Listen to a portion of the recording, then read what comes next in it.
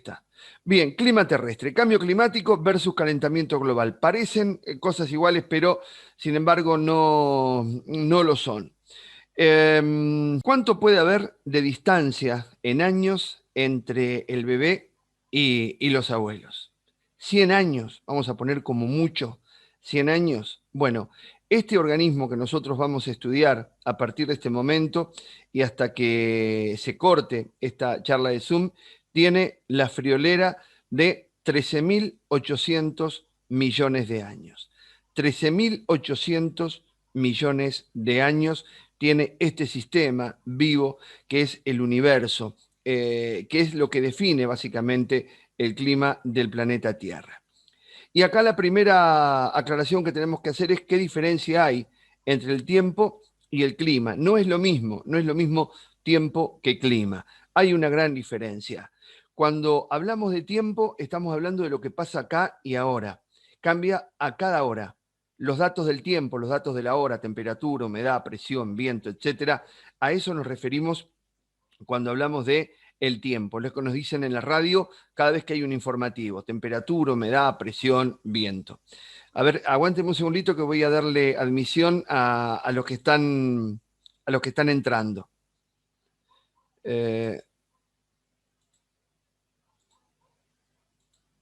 Ahí creo que admití a todos, ¿no?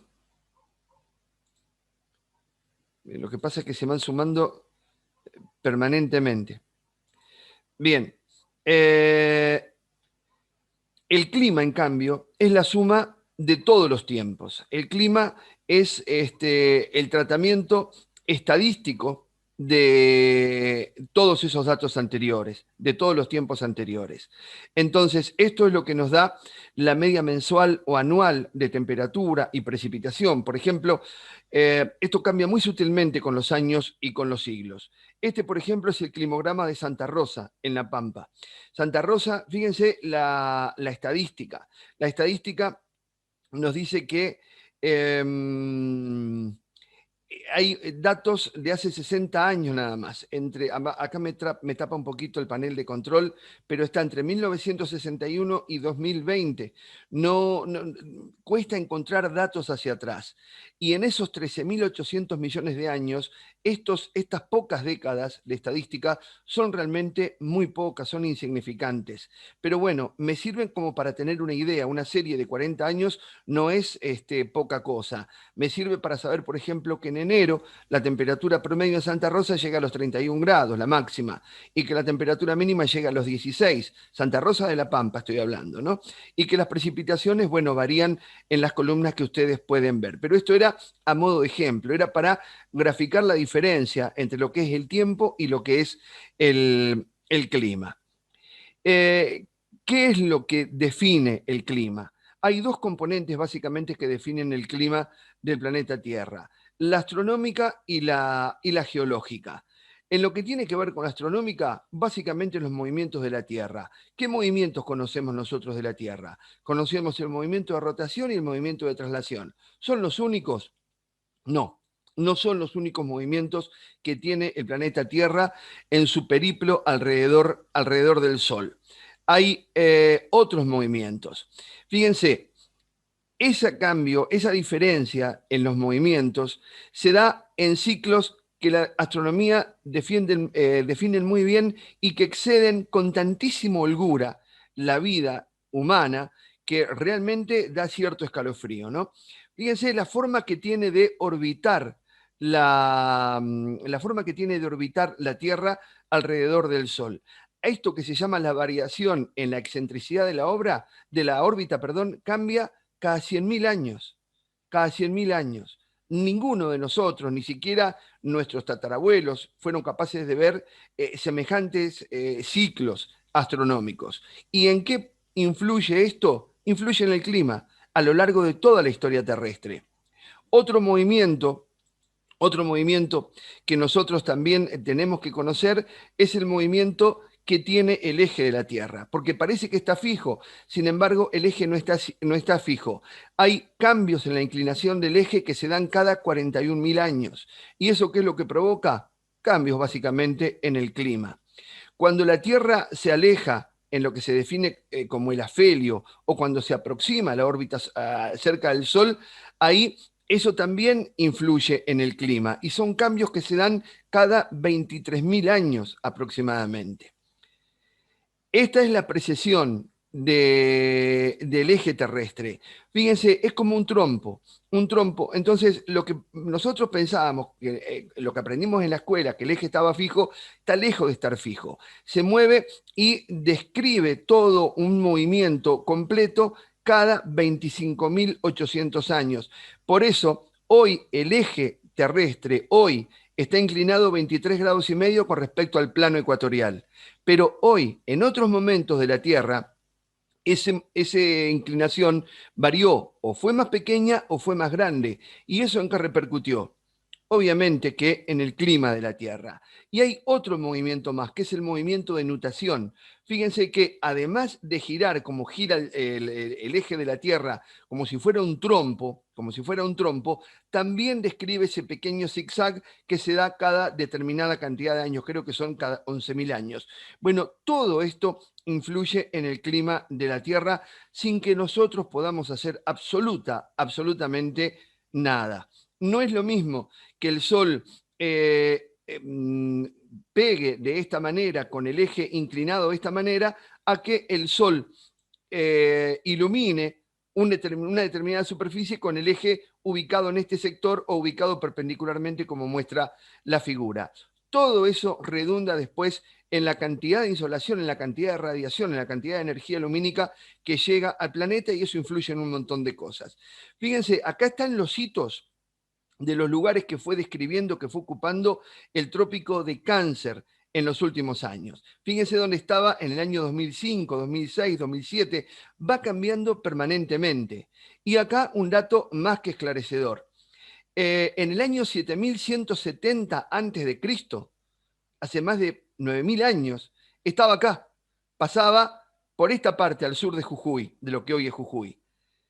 Hoy, en la actualidad, pasa exactamente por acá, donde pega la vueltita la bota de Jujuy. Bueno, por ahí pasa el trópico de Capricornio. ¿Y a dónde va a estar en el año 11.387 de la era cristiana? Va a estar por acá arriba, cruzando esta parte, uniendo Campiñas en Brasil con el centro del territorio paraguayo y llegando a lo que es el norte de Salta, la zona de Antofagasta, en Chile. Y no es lo mismo que el Sol esté acá abajo, cayendo perpendicularmente en el momento que más cercano lo tenemos, el 21 de diciembre, a que caiga acá. Eso tiene que ver con la temperatura. Y la temperatura no es solo la temperatura, es la temperatura y todo lo que le acompaña. Ustedes recuerden que la temperatura es lo que le da al aire la capacidad para contener humedad. Si el aire está más caliente, puede albergar más humedad. Y cuando hay más humedad, cuando hay más vapor de agua en juego, hay mayor probabilidad de que haya tormentas fuertes y demás. Es como un efecto cascada que se origina cada vez que el Sol se acerca o el Sol se aleja. Insisto, esto se da en ciclos que exceden con holgura la vida humana y sobre la cual el humano no puede hacer absolutamente nada. Después está el tema de los ciclos solares. Esto lo descubrió Galileo hace casi 500 años, por lo menos hace más de 400 años. ¿Qué son los ciclos solares? El Sol no es solamente una esfera brillante que está ahí fija en el espacio y que no podemos ver porque nos encandila. Dentro del Sol, sobre todo en la corona del Sol, hay mucha acción, hay muchas reacciones termonucleares entre aquello que lo conforma, que es el helio y el hidrógeno, altísimas presiones. Esas reacciones lo que hacen es generar llamas que se llaman tormentas solares. En realidad son eyecciones de plasma que salen en todas las direcciones. Esas eyecciones de plasma, antes, en la antigüedad, llegaban al planeta Tierra, pero no provocaban ningún cambio porque no teníamos todavía una humanidad tecnificada. Hoy por hoy, esto impacta en los sistemas de comunicaciones, esto impacta en la red de tendido eléctrico y puede causar muchos daños si no están las protecciones adecuadas. Pero ¿cómo impacta esto en el clima? Hay una directa relación entre la cantidad de manchas solares que hay en los distintos ciclos solares con la temperatura del planeta. Se ha demostrado que a mayor cantidad de manchas solares, mayor actividad en el Sol, las temperaturas son más altas. Y al revés, cuanto menos manchas solares hay en un determinado ciclo solar, hay temperaturas, eso se condice con temperaturas más bajas. Las últimas glaciaciones, de esto también vamos a hablar en esta charla, se han dado con ausencia prácticamente de manchas solares. Y esto que acá se puede ver en un zoom, esta imagen realmente impresionante de la superficie del Sol, sería esto. Esto es una gigantesca explosión de plasma que cuando entra en contacto con el campo magnético de la Tierra genera esos efectos tan bonitos que se ven en las altas latitudes, como las auroras boreales y las auroras australes. Los países del hemisferio norte, como están tan arriba, en latitudes tan altas, hay que recordar que Moscú, por ejemplo, está a la latitud de Ushuaia. Es como si Buenos Aires estuviera donde está Ushuaia y se proyectara hacia la Antártida. Bueno, así se proyecta Rusia. Entonces, esos países que están bien al norte tienen mayor posibilidad de ver estos fenómenos que son realmente fantásticos y se dan o surgen de la interacción entre estas llamaradas que proceden del Sol y el campo magnético de la Tierra. Fíjense, esto es lo que ha pasado en los últimos 400, 500 años prácticamente, desde 1600 hasta el 2020, 2021. La curva negra muestra cómo evolucionó la temperatura y a la izquierda tengo 50, 100, 150, la cantidad de manchas solares que se fueron descubriendo en cada ciclo solar. Fíjense que la temperatura sube cuando aumenta la cantidad de manchas solares y la temperatura baja cuando disminuye la cantidad de manchas solares. Acá hay un momento muy estudiado en la historia medieval, que es el mínimo de Dalton, que fue un enfriamiento muy importante y que tiene registros que ahora vamos a ver.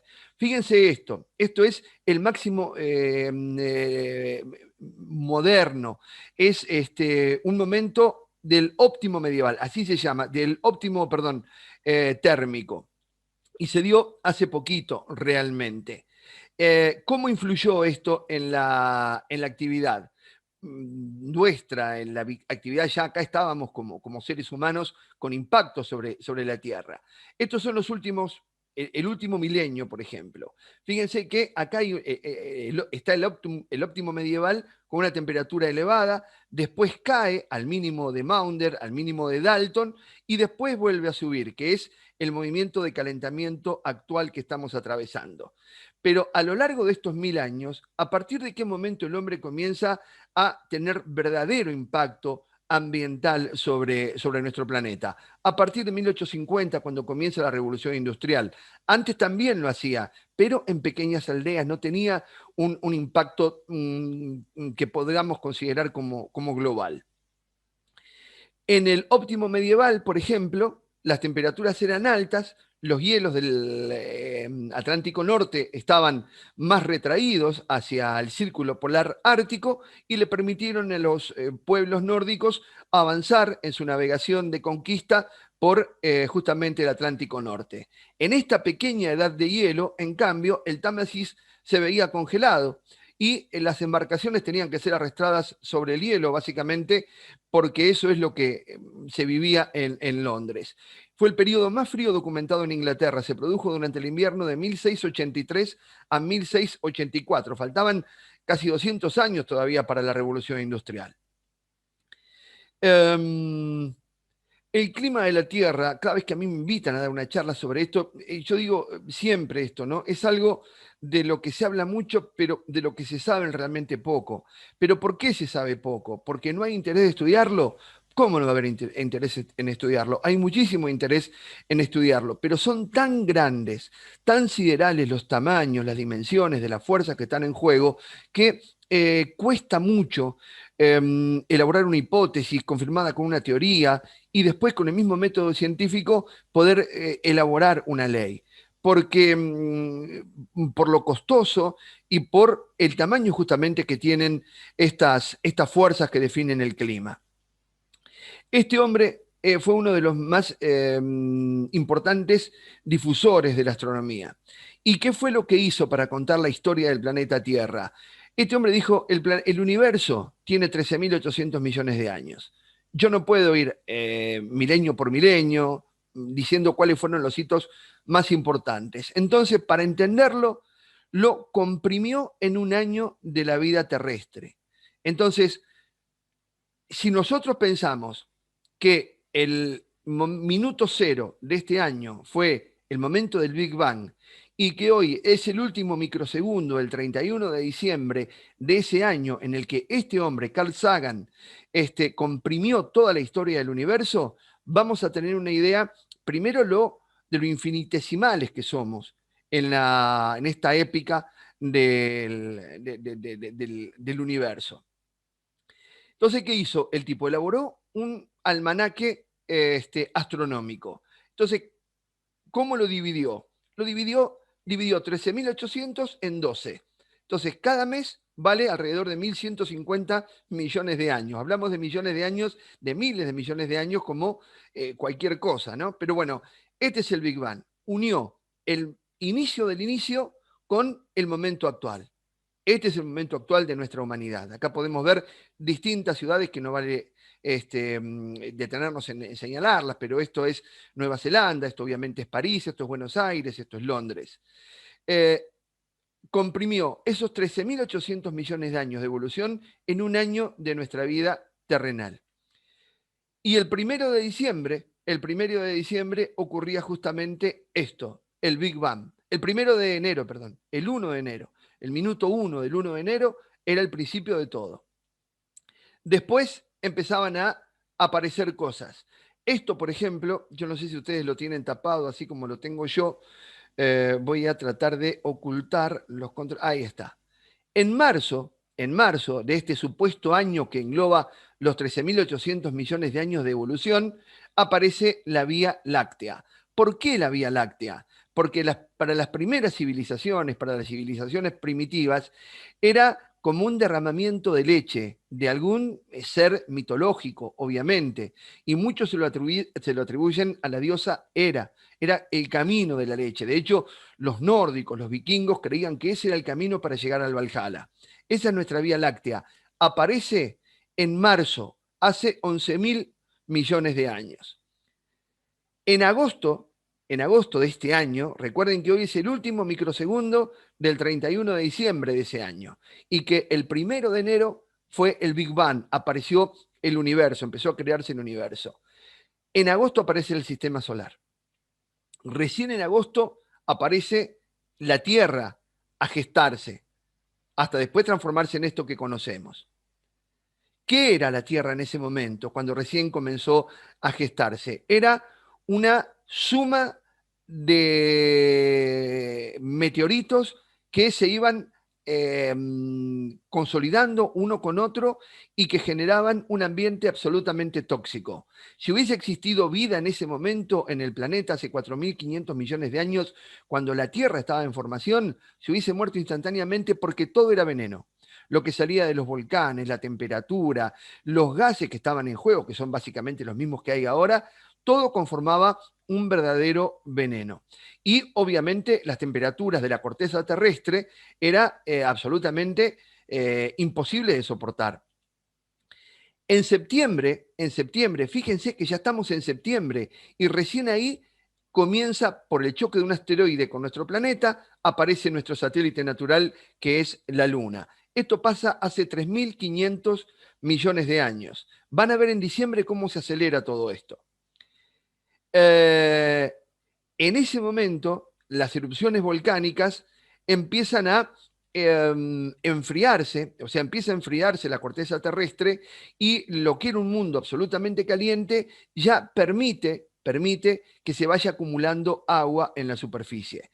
Esto pasan miles de años, millones de años para que esto suceda, para que empiece a aparecer el agua en nuestro planeta. Necesitamos que se llegara al enfriamiento para que se pueda depositar el agua y después que haya evaporación y condensación para que empiece las primeras precipitaciones. Ahí había un cartelito que decía que nos quedan 10 minutos. Cuando terminen esos 10 minutos, se va a cortar y después volvemos a retomar prácticamente de manera inmediata. Entonces, esto ya daba lugar ese enfriamiento sobre esa corteza de lava. Fíjense que no había absolutamente en esta imagen, que es a modo de ilustración, nada de vida. No había ninguna especie colonizando todavía porque no existía la vida sobre nuestro planeta. Pero ya empezaba a acumularse el agua y esa evaporación iba a llevar a la condensación, el enfriamiento iba a llevar a la condensación y la condensación iba a comenzar a precipitar. Y llovió, y llovió, y llovió por millones de años.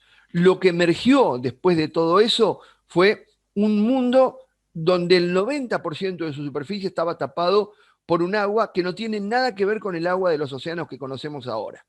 El color de por sí era verde. El verde se lo daba, verde tipo aceituna, se lo daba el hierro, la gran cantidad de hierro que tenía el 90% de la superficie marina. Y por ahí, de manera muy aislada, encontrábamos pequeñas islas volcánicas que no iban a durar mucho, que iban a sucumbir por los embates que iba a tener el mar. Pero en ese momento la atmósfera, el peso de la atmósfera, lo que hoy conocemos como presión atmosférica, era tan alta, era tan densa, que podía aplastar cualquier rasgo de vida que podría encontrarse en ese momento. Si hoy tuviésemos esa atmósfera, nos aplastaría prácticamente porque no estaríamos nosotros adaptados para soportarla. La temperatura estaba entre 80 y 90 grados. Entonces, todo eso seguía siendo un ambiente absolutamente tóxico. Y seguían las erupciones volcánicas. Había una gran actividad volcánica. De esa actividad volcánica iban a aparecer otro tipo de roca, ya distinto, y ya esto iba a ser lo que podemos considerar como la base de lo que más tarde iban a ser los continentes como los conocemos. Podemos decir que eran los protocontinentes, y algunos de esos escudos antiquísimos que se remontan a unos 2.300, 3.300 millones de años, nosotros lo podemos encontrar en algunos sectores de Argentina. La Sierra de los Padres, que nosotros tenemos a unos 30 kilómetros de Mar del Plata, 20, 30 kilómetros de Mar del Plata, puede guardar vestigios de ese momento de la evolución de la Tierra. Pero no es el único lugar. Fíjense, uno de los más reconocidos y claramente demostrado que formaba parte de ese periodo es el cratón de Cabral en Sudáfrica. Pero después encontrábamos también en Brasil, encontrábamos en otros puntos del planeta. Acá ya había granito, acá ya no había islas volcánicas. Entonces el mar ya no lo iba a romper tan fácilmente. Nos venimos acercando a diciembre. Van a ver en diciembre después cómo se acelera. Para finales de diciembre empiezan a aparecer determinados organismos, cianobacterias, con la capacidad de hacer la fotosíntesis. Captan la luz del sol, absorben dióxido de carbono, todo lo que sobraba. Eso no se los dije. El mar tenía ese color verde aceituna por la gran cantidad de hierro que tenía. Y el cielo era rojo por la gran cantidad de dióxido de carbono que había presente. Cuando aparecen estas cianobacterias, cuando aparecen estos organismos en todo el planeta, lo que hacen es la fotosíntesis, absorber dióxido de carbono y liberar grandes cantidades de oxígeno. Esto empezó a purificar los mares y también empezó a purificar el aire. Y a partir de ahí, el cielo ya empezaba a tener la tonalidad que le conocemos hoy. Y estábamos en hace 2.300 millones de años. Desde que se creaba la Tierra, desde que aparecía la Tierra, habían pasado 2.200 millones de años. Es decir, que estaba a mitad de camino con respecto al presente. Llegamos a diciembre, 1.300 millones de años atrás. A ver, no estoy diciendo 1.300 años, muchachos. Estoy hablando de 1.300 millones de años atrás. Todavía faltaba un montón. Aparece este continente. La previa a lo que después conocimos como Pangea. Un continente que estaba lejos de quedarse quieto, era un continente que estaba en movimiento. Y ese continente, el movimiento, estaba en movimiento sobre qué? Sobre todo lo que es el manto. Esto es lo que nosotros podríamos ver si cortamos la Tierra a la mitad, la seccionamos como seccionaríamos, no sé, una manzana. Bueno, esto es lo que estaríamos viendo, un núcleo de níquel y hierro, que es lo que le da el campo magnético a la Tierra, un manto interno, un manto externo y la corteza terrestre. Un profesor de geología una vez me dijo, para que vos tengas una idea de lo que significa la corteza terrestre, en cuanto a espesor, es lo mismo que poner una estampilla de correo sobre una pelota de fútbol. El grosor que tiene esa estampilla es equivalente a nivel planetario al grosor que tiene la parte sólida, la litosfera, el lugar donde están apoyados las ciudades, los países, los continentes. Y eso literalmente está flotando. Y en ese momento no pasaba algo distinto, estaba flotando también. Y esa deriva llevó a que ocupe un lugar que no tenía que ocupar. En un determinado momento de la historia, este supercontinente se posiciona sobre el polo prácticamente. ¿Esto qué hace? Evita que lleguen las corrientes de aguas cálidas que transportaban el calor. Entonces, a partir de ese momento, el mundo se transformó en una gigantesca bola de nieve. Empezaron las glaciaciones, prácticamente en todo el planeta. Pero no quedaba la cosa ahí. No era que solamente se enfriaba y la capa de hielo reflejaba la luz del sol, entonces la temperatura no hacía más que bajar. Y bajaba, y bajaba, y bajaba. Y teníamos 40, 50 grados menos de los 15 grados promedio que hoy por hoy tiene el planeta. Y faltaba un montón todavía para que aparezca el hombre con su capacidad de impactar, ni para bien ni para mal, no estoy haciendo un juicio de valor de eso. Faltaba un montón todavía para que el hombre aparezca.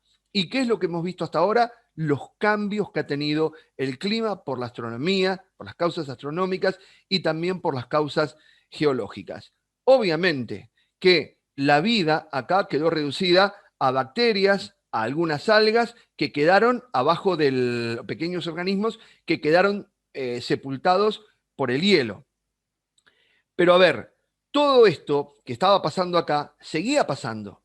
Entonces, si bien éramos una bola gigantesca de nieve, debajo de esa nieve, la actividad sísmica, los volcanes, las erupciones, empezaban otra vez a generar un cambio muy significativo. Las erupciones volcánicas lo que hicieron es primero resquebrajar el hielo de una manera contundente y después resquebrajar también ese continente que era Rodiña. Entonces, por todas esas fisuras, todo un supercontinente totalmente fragmentado, por esas divisiones entre fragmento y fragmento, empezó a salir la cantidad de dióxido de carbono que hoy por hoy sería inimaginable. Se cree que había un 500% más de la cantidad de dióxido de carbono en la atmósfera de lo que había en este momento. ¿Esto qué hizo? Que se generara un gigantesco efecto invernadero.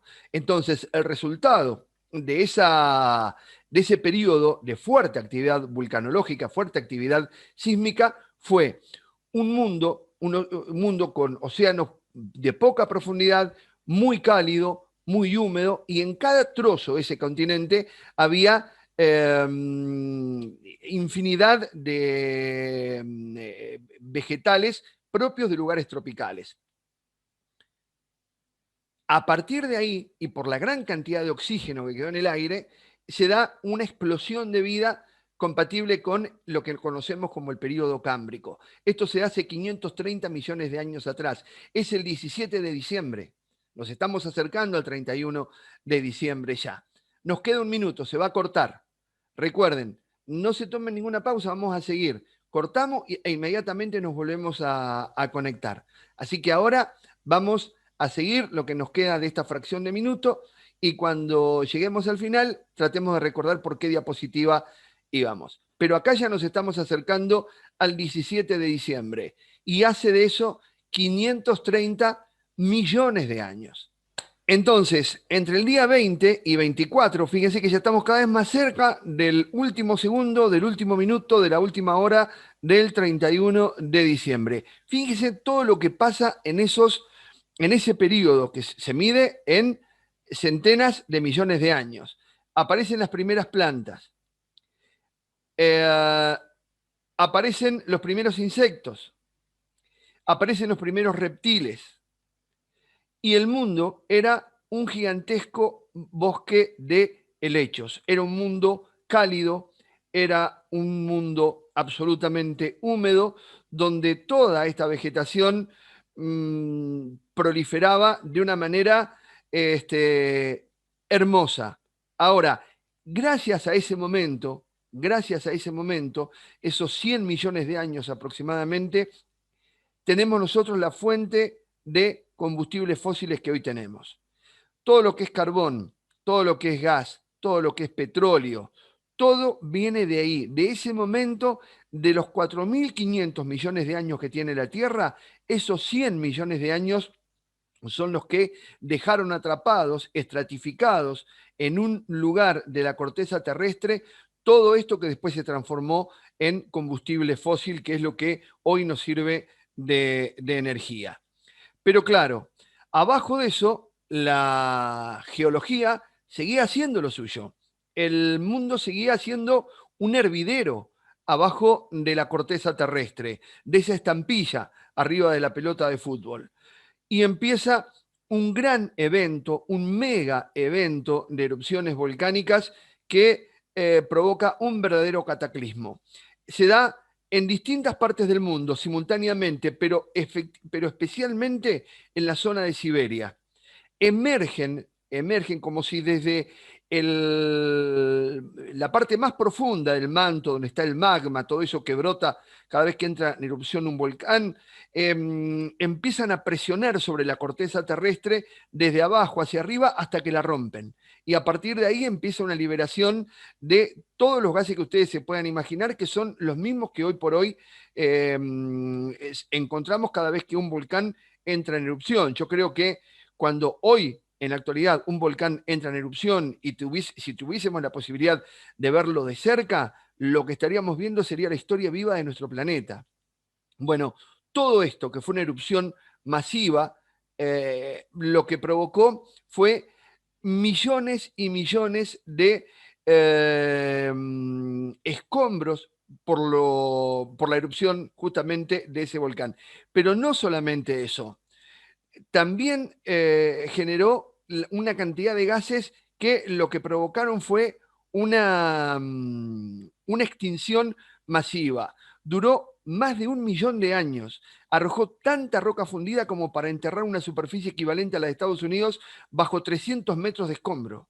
Todo el planeta quedó cubierto por un gas tóxico y más del 95% de las especies se extinguieron. Duró más de 1 millón de años. ¿Qué salió de ahí? Bueno, primero el fenómeno desencadenó columnas de metano y dióxido de carbono que causaron estragos en el clima y aniquilaron hasta un 60% de las especies marinas. La mayoría en aguas tropicales en torno al supercontinente que iba a aparecer ahora, que iba a ser Pangea. Dicen los geólogos que estos son vestigios de aquella erupción volcánica. Eso es lo que queda a la vista de aquel momento de esta historia épica que tiene nuestro planeta Tierra. Y todavía faltaba un montonazo para que nosotros aparezcamos en la faz de la Tierra. ¿Y a cuánto estamos? A 24 de diciembre. Esta era la forma que tenía nuestro mundo hace 250, 300 millones de años aproximadamente. Y a partir de ahí, Pangea empieza a moverse. Pangea empieza a separarse, Pangea empieza a moverse, esto empieza 225 millones de años atrás y llega a nuestros días, llega hasta este momento que es como están distribuidos hoy por hoy los continentes. ¿Es la distribución definitiva? Creo que todos podemos concluir en que estamos lejos de que sea la distribución definitiva. Se va a seguir moviendo y va a seguir generando cambios de todo tipo y color. Pero a lo largo de todo este periodo, saliendo de acá, pasando por acá, fíjense que podemos seguir un orden cronológico, siguieron pasando cosas. Llegó Navidad, estamos a 6 días de ese momento, y aparecen los dinosaurios. Aparecen las criaturas más grandes que existieron sobre este planeta y encontraron un mundo cálido, húmedo, con una cantidad de dióxido de carbono, con un efecto invernadero realmente muy llamativo y que hacía que proliferara nuevamente la vida de todos los seres vivos hasta ese momento. Porque, ¿qué pasó también a lo largo de todo este momento? Cuando aparecen esos organismos capturando el dióxido de carbono y liberando oxígeno, oxigenando nuestro planeta, el oxígeno no solamente generó una explosión de vida, sino que también subió a las capas superiores de la troposfera y empezó a interactuar con la radiación ultravioleta, generando ¿qué cosa? El escudo protector contra la radiación ultravioleta que hoy conocemos como capa de ozono. A partir de ese momento, la vida pudo emerger y empezar a ser más compleja, pero ya pudo dejar la profundidad de los océanos porque no tenía el peligro que tenía cuando no existía la capa de ozono y la radiación ultravioleta lo único que podía era aniquilar todo su ADN. Bien, y los bosques eran así. Ahora, ¿cómo pasamos de eso a esto que vamos a ver ahora? ¿Cómo pasamos de esto, de una selva tropical, a esto? ¿Por qué lo pongo? ¿Por qué pongo esta imagen? Porque así era nuestra Patagonia. Hace 65, 80, 100, 200 millones de años, cuando aparecieron en el Jurásico los dinosaurios, de hecho, cuando nuestros paleontólogos encuentran restos de dinosaurios y empiezan a estudiarlo, se encuentra que su ingesta estaba basada en esto, en especies vegetales propias de lugares tropicales. En nuestra Patagonia llovía más de el doble de lo que llueve en Misiones en un determinado momento. ¿Y cómo pasa?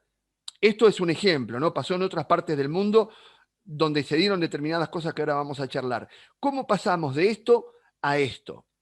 Porque a alguien se le ocurrió hacer lo siguiente. A alguien se le ocurrió introducir una placa tectónica por debajo de la otra. Y esto es lo que pasa entre el Océano Pacífico, las costas de Chile, o mejor dicho, las costas de Sudamérica. La placa donde está apoyado el Océano Pacífico, que se llama placa de Nazca, se mete por debajo, como si fueran las escaleras mecánicas cuando terminan, que se introducen por debajo de la superficie. Bueno, ella hace lo mismo. La placa de Nazca, más densa, se mete por debajo de la placa sudamericana, donde está apoyada la República Argentina y Chile, y lo que hace es presionar presionar a la placa sudamericana y empezar a arrugarla. De esas arrugas aparece ¿qué cosa? La cordillera de los Andes. Entonces, eso se convierte en un filtro a toda posibilidad de la llegada de aire húmedo desde el Océano Pacífico hacia la Patagonia. Entonces, lo que era un vergel, lo que era un clima absolutamente tropical, con precipitaciones que llegaban a los 2.000, 2.500 milímetros por año, 2.000, 2.500 milímetros por año, se transforma en un páramo, se transforma en un suelo totalmente yermo que sigue desertificándose.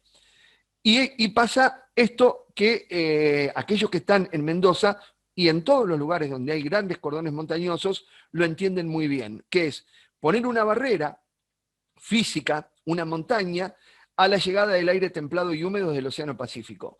El aire no va a poder atravesar la montaña, va a subir, se va a enfriar, va a condensar, va a dejar toda su humedad en forma de precipitación sobre la cordillera y cuando pasa para la República Argentina, pasa como aire caliente y seco. Ese es el viento sonda.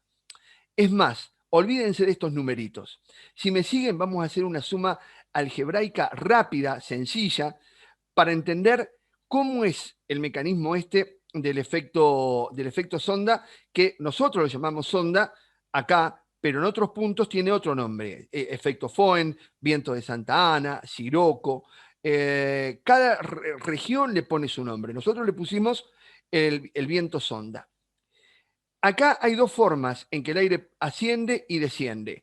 Cuando asciende y es húmedo, va perdiendo a razón de temperatura. El aire, en la medida que yo subo en la atmósfera, la temperatura desciende. En la medida que yo subo, cuando el aire es húmedo, va perdiendo alrededor de 6 grados por cada kilómetro. Vamos a suponer que vino con 10 grados. En el Pacífico la temperatura era de 10 grados, bueno, el aire tenía 10 grados. Sube hasta los 5.000 metros, para hacer una cuenta redonda. Pierde ¿cuánto? 6 por 5, 30. Pierde 30 grados. Es decir, que va a llegar acá arriba con -20 aproximadamente. Y ahí es donde va a dejar toda su humedad. Ahí va a dejar de ser aire húmedo. Ahí ya no va a ser más aire húmedo porque habrá dejado toda la humedad en forma de nieve, en forma de lluvia, en forma de granizo, en forma de chaparrones en la cordillera. Cuando pasa, pasa como aire seco. Pero ahí la ecuación es distinta. Ahí, en vez de ganar lo mismo que perdió del otro lado de la cordillera, el aire seco gana 4 grados más por kilómetro. Es decir, que si acá, cuando subía, perdía 6 grados, en vez de ganar 6 grados también cuando baja, lo que gana son 10 grados. Entonces, tiene que bajar lo mismo que subió 5 kilómetros, 5 por 10, 50. Le resto a los 20 y eso es lo que demuestra cómo una masa de aire que venía con 10 grados de temperatura por el Pacífico, cuando pasa como seco para el lado argentino, pasa a tener 30. Dura nada. Es el efecto físico, el mismo efecto físico que yo puedo encontrar cuando estoy inflando la bicicleta, la rueda de la bicicleta. Yo presiono con el émbolo y mi mano izquierda que sostiene lo que lleva donde está el aire, como el aire se comprime, se calienta. Bueno, acá pasa exactamente lo mismo. Se llama compresión adiabática. El aire que baja por la cordillera empieza a encontrar presiones más altas, se comprime y no entra en contacto con el aire externo. Es como que se mantiene aislado. Se comprime y se calienta. Entonces, cuando pasa para el lado de la Patagonia, ya no tiene nada de humedad. Y eso es lo que llevó a que la Patagonia pase de ser una selva tropical a lo que conocemos en el día de hoy. ¿Qué tuvo que ver el hombre? Absolutamente nada, porque el hombre no tenía nada que hacer todavía sobre la superficie de la Tierra. Pero nos veníamos acercando. Hace 180 millones de años, a partir de un nuevo incremento, cuando no de la actividad volcánica, el clima cambia radicalmente. Pangea se separa y el dióxido de carbono vuelve a aumentar hasta un 500% de lo que conocemos hoy. La temperatura sube y todos los continentes vuelven a tener bosques tropicales. Aparecen las flores. Y acá ya estamos en el día 30, antes de ayer. Si hoy fuera el día 31 de diciembre de ese año en el que Carl Sagan comprime toda la historia del universo. Entonces, el día 30, hace 65 millones de años, el meteorito que llega a la península de Yucatán y se manda la de San Quintín. El 31 de diciembre se termina, viene otra gran extinción y no queda absolutamente nada de los grandes mamíferos. Sobreviven algunos reptiles, algunas aves, pero de los dinosaurios no quedan ni rastros. Pero no es solamente eso. Semejante impacto también oscureció todo el planeta, enfrió todo el planeta, y el hombre acá tampoco tuvo absolutamente nada que ver, porque no existía todavía. Entonces, a ver, voy a sacar esto. Ahí está. A las 6:10 de hoy, el último día, están faltando 28 millones de años. Aparecen los primeros primates. Y hace 200.000 años aparece lo más parecido a nuestra especie. Y también hace esa cantidad de tiempo que empieza su largo recorrido buscando lo que después significó la conquista del mundo conocido en ese momento. Eso pasó hace 2 minutos. Hace 2 minutos que el hombre deja África y empiezan las corrientes migratorias. Y si llega a América, es por un cambio climático también, es por una glaciación. Cuando se congela el pasaje Bering, el estrecho de Bering, que une Alaska con el extremo oriental de Siberia, de Rusia, ahí aprovecha y pasa caminando, aprovechando una glaciación. Entonces, el último minuto de este almanaque cósmico que nos propone Carl Sagan explica todo lo que ha hecho el hombre hasta ahora. La escritura aparece en el último minuto, las pirámides, todo lo que conocemos como civilización asiática, arábiga, europea, grecorromana, nórdica, aquellos que llamábamos bárbaros, todo esto pasa en el último minuto de este almanaque. Y en el último segundo, ahora está ocurriendo esto. Empiezan la llegada de los españoles. ¿A dónde queda la revolución industrial? En un microsegundo. En un microsegundo. Entonces, todo lo que el hombre ha hecho está en este minúsculo fragmento de tiempo. Somos un parpadeo en la historia de la evolución del universo. No son palabras mías, estas son palabras de Carl Sagan. Y nos da un baño de humildad también, ¿no? Ya habíamos caído en un momento de nuestra historia en la trampa. Hace 400 años nosotros creíamos que éramos el centro del universo, que todo giraba alrededor nuestro. Después la ciencia nos demostró, Copérnico, Galileo, que no era así, que la Tierra giraba alrededor del Sol. Lo tuvo que negar. ¿Y hace cuánto? Hace un estornudo, un parpadeo que tuvo que pasar eso. Por eso decía recién, ahí caímos en una trampa antropocentrista. Eh, Ahora podemos caer, si no conocemos esto, también en la trampa de creer que tenemos tanto poder como para alterar un sistema tan complejo y gobernado por fuerzas tan vastas, tan difíciles de estudiar, ni siquiera, obviamente, que menos de controlar, como para alterar el clima de todo el planeta Tierra. Fíjense lo que pasó con el nivel del mar. Nos vamos 65 millones cuando se extinguieron los dinosaurios para acá. En ese momento, a 65 millones de años atrás, estaba 200 metros por encima de lo que está ahora a nivel global. Hoy está acá, hoy está acá. Pero hace 65 millones de años estaba 200 metros por arriba. Y ha tenido en los últimos 140.000 años, también ha tenido estos vaivenes. Y estos vaivenes se dan con las glaciaciones. Cuando se da el máximo glaciar, se contraen los cielos, el nivel del mar sube. Este es el Holoceno, el periodo más cercano, la actualidad, podemos decir. Y hubo otro momento donde también el nivel del mar se acercó al nivel que tiene ahora y lo superó. Pero también esto tiene que ver con glaciaciones, con derretimientos, con periodos glaciares e interglaciares, donde el hombre no tiene mucho que ver. Fíjense, desde hace 2 millones de años a la fecha, a la actualidad, todos los periodos interglaciares y glaciares que hubo. Cada uno con su nombre, pero congelaron el planeta, lo descongelaron, congelaron, lo descongelaron. Y hoy, en la actualidad, estamos saliendo del último periodo glacial. Entonces, cuando vemos en los titulares que los glaciares se están derritiendo, que tenemos pocas nevadas en cordillera y todo eso, lo que tenemos que preguntarnos es, bueno, está bien, esto está pasando, pero ¿quién pone el gancho y me dice que va a ser irreversible? ¿Quién me dice que esto nunca más va a volver a lo que era hace 80.000 años cuando estábamos en el periodo glaciar y una persona podía pasar caminando desde Europa a Estados Unidos por encima del hielo? Cuando todo lo que es la Pampa, todo lo que es la Patagonia estaba cubierta por el hielo y ese peso es lo que le da la llanura. Después llegaron la materia orgánica y demás. Nadie puede aseverarlo porque todavía no conocemos los ciclos, los estamos estudiando. Las extinciones.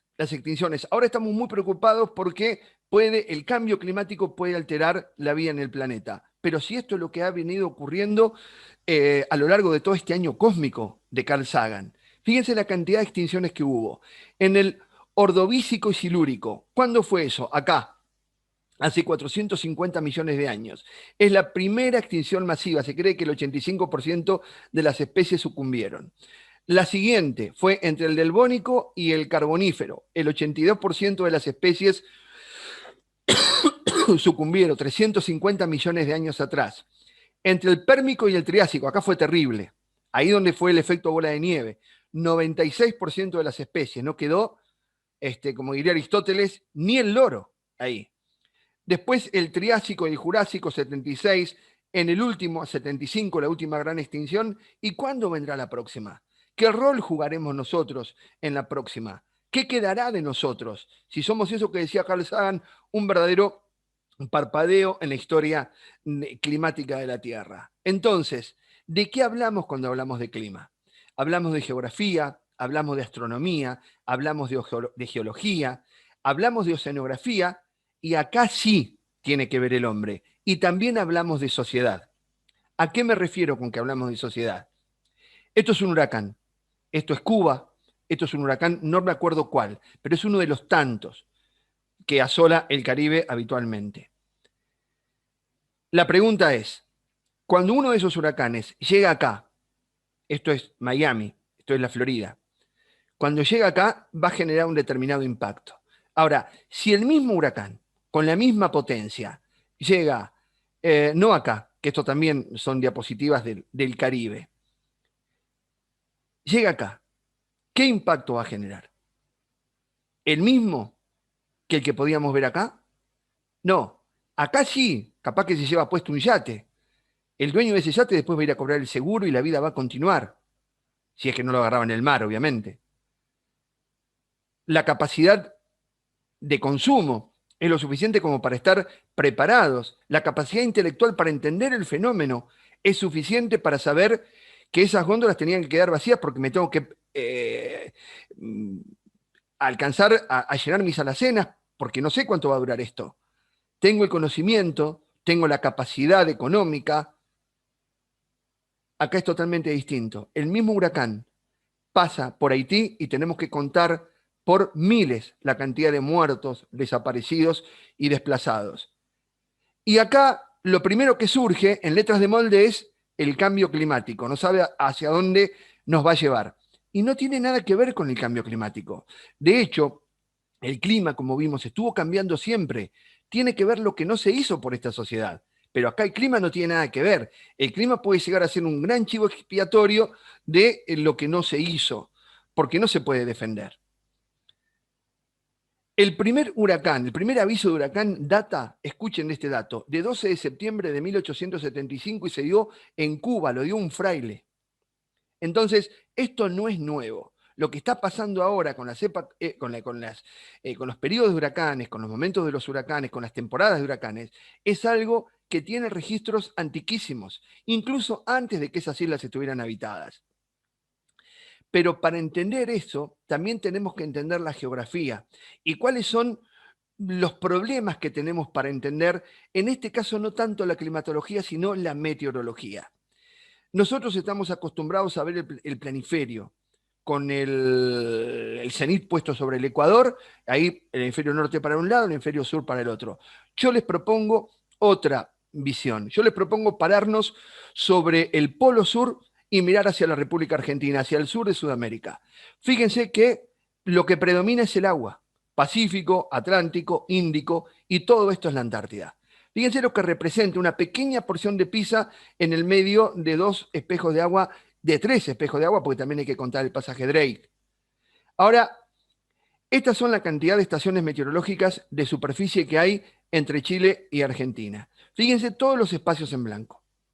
Ahora vamos al otro hemisferio, vamos al hemisferio norte. Fíjense la cantidad de estaciones.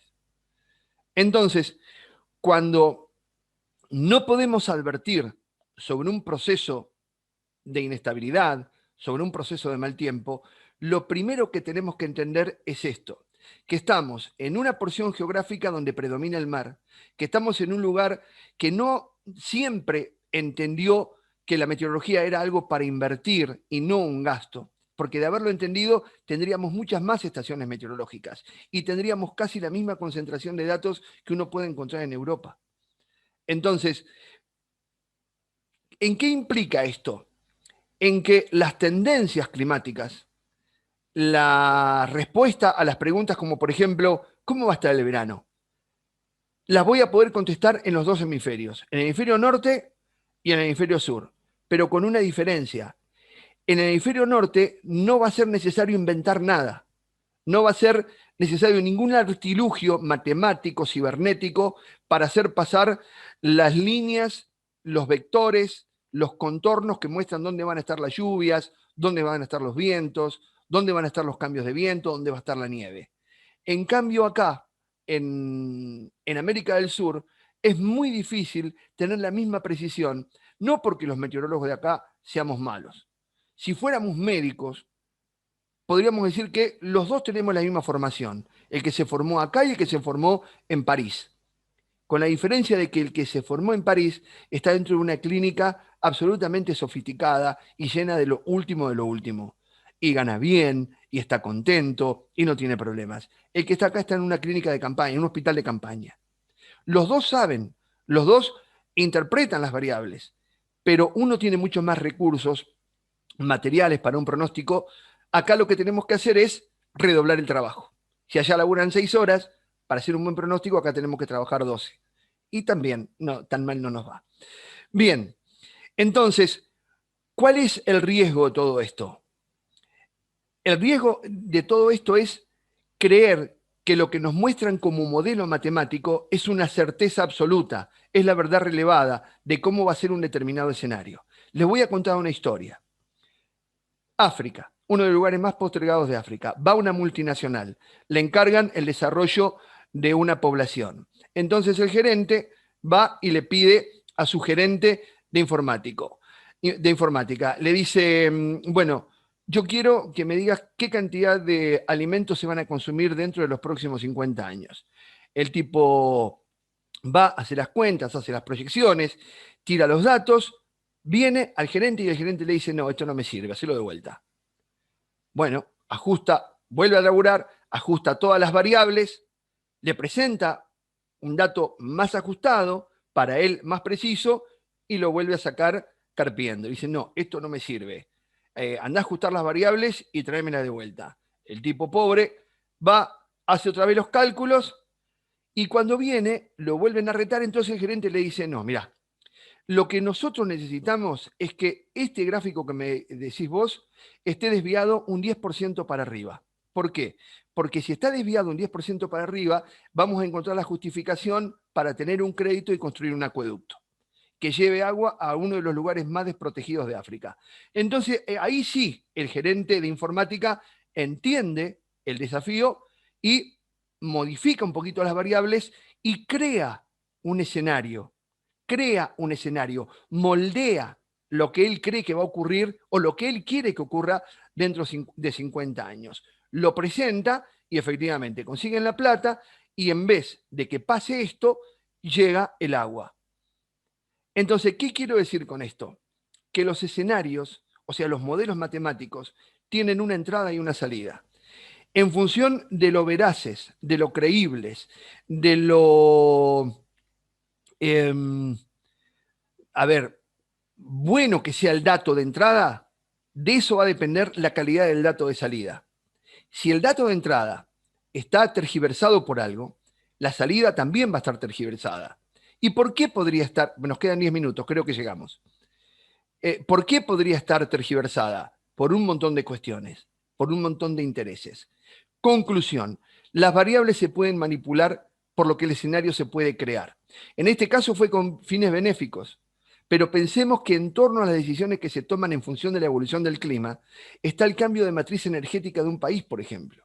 Está la disyuntiva de crear una central atómica o construir un parque eólico, por lo que inmediatamente surgen los lobbies. La definición de este anglicismo es esta: es el colectivo de presión y acciones sobre la administración pública para promover decisiones favorables a este sector concreto de la sociedad. Entonces, cuando hablamos de clima y de futuros escenarios, no solamente que no los conocemos, sino que tratamos de diseñarnos a nuestro gusto y placer. Si yo quiero, puedo decir que en 40 años, en el año 2040, dentro de 20 años, la temperatura en el Ártico va a ser de 15 o 20 grados. Si yo lo alimento con los datos para que a la salida me salga eso. Fíjense, esto es un editorial de la revista Forbes. La energía eólica y solar se duplicó en los últimos 5 años, pero los países se aferran al carbón. Acá hay un juego de intereses. Acá hay un juego de intereses donde hay mucho dinero, donde hay mucho poder, donde hay mucho en juego. Entonces, cuidado con esto. Yo estoy absolutamente en contra de cualquier actividad que atente contra la salud del ambiente. Pero no puede ser que hoy por hoy sea más barato pagar una multa y seguir contaminando que dejar de contaminar.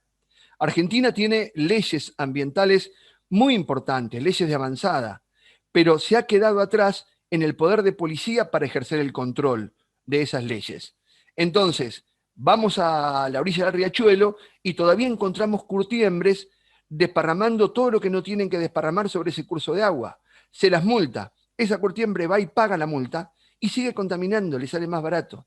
Entonces, ¿que tenemos capacidad de daño? Ninguna duda de que tenemos capacidad de daño.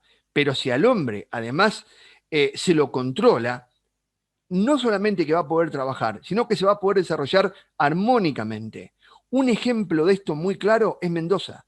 Mendoza es una ciudad ejemplo porque creció, pero armónicamente se desarrolló, no en contra de, no en contra de. Mendoza es una gran zona árida, solo el 3% de su superficie está cultivada y tiene 4 oasis que tienen la regulación del ente de irrigación que controla la cantidad de agua de deshielo por año. Y eso lo han aprendido, o sea, el agua discurre por acequias, lo han aprendido de los huarpes. Los huarpes son pueblos originarios que estaban incluso antes que los incas. Bien, entonces, preguntas incómodas. ¿Es normal que esto esté pasando cuando, por ejemplo, estamos dentro de un periodo cálido en pleno invierno?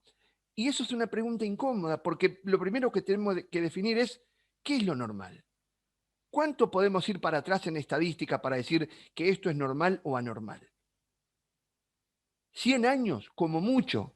¿Qué son 100 años en toda esa historia evolutiva que ha tenido nuestro planeta, donde lo que ha pasado ha sido cambio? La palabra clima viene seguida de la palabra cambio, vienen juntas, en yunta. ¿Y cómo va a estar el verano? No podemos decir cómo va a estar el verano, porque nos faltan datos. En nuestro hemisferio, básicamente, nos faltan datos. Fíjense, estas son las estadísticas de General Pico, en La Pampa. Se remontan a 1961. Son 60 años de estadística. ¿Qué es? Ni siquiera un parpadeo, ni siquiera un microsegundo. No alcanza. Eh, Antes que nada, por supuesto, sirve, ¿no? Entonces, esas preguntas son muy difíciles de responder. Y acá, lo que les decía recién, ¿no? Nosotros aprendimos a ver el mundo de esta manera. El asunto es cuando lo vemos de esta manera, cuando vemos cómo el hemisferio norte se organiza en torno al círculo polar ártico, es todo continente. Acá no está la interacción que hay acá entre el mar y el continente. Por eso ellos tienen los inviernos tan duros que tienen y nosotros estamos muy moderados por el efecto del mar. Fíjense la diferencia en cuanto a los datos. ¿Y por qué señalo esto? Cada uno de estos puntos que ustedes ven acá con números es una estación meteorológica. Esta es la densidad de estaciones meteorológicas con la que cuenta Argentina. Y en el mar no hay nada. Por ahí puede aparecer un barco que da un dato, por ahí puede haber sembrada una boya, pero al lado del hemisferio norte no existe. Fíjense la concentración de datos que hay en el hemisferio norte. Entonces, con más datos, mejor es la alimentación a las grandes computadoras que generan los famosos modelos numéricos, que generan los mapas pronosticados. Pero no es solamente que genera eso, que es la información técnica que utilizamos los meteorólogos. También generan todas las aplicaciones que ustedes tienen en el celular, todas esas aplicaciones que ustedes ven en el celular, que ven en la computadora, que brotan del piso cada vez que pisan una baldosa. Antes brotaba barro, ahora salen pronósticos. Salen de acá, salen de estos datos. Entonces, esto acá, es prácticamente puntual, como el Big Bang. En Argentina no es tan así. No porque seamos malos, sino porque no tenemos información. Eso también tenemos que entenderlo, porque cuando hablamos de meteorología también hablamos de sociedad. Cuando hablamos de meteorología hablamos de un sistema que puede ser nuestro amigo o puede ser nuestro enemigo. Cuando yo voy a Mendoza y cuando veo todo el trabajo que hay en una finca para llegar a la cosecha, desde el momento en que empezó la plantación, que hay que esperar 4 o 5 años para que un frutal dé fruto, y no veo solamente el trabajo del productor, veo el trabajo del productor y de la familia del productor, que en el primer año solamente invierte y no ve un solo peso, en el segundo año invierte y no ve un solo peso, y así hasta el cuarto o quinto año. Y no solamente que no ve un solo peso, sino que está con la presión impositiva, con la presión de distintos gremios, y mientras tanto la pone, la pone y la pone. Y por ahí viene una helada y se llevó puesto todo el sacrificio de él y de su familia de los últimos 4 años. Entonces, uno como profesional carga con esa responsabilidad, porque no puede menos que involucrarse. Entonces, todo esto sale de ahí. Esa es la parte primigenia, el punto de partida, el puntapié inicial de todo lo que después conocemos como pronóstico. Acá y allá, ¿no? Entonces, vuelvo a decir, acá terminamos la presentación.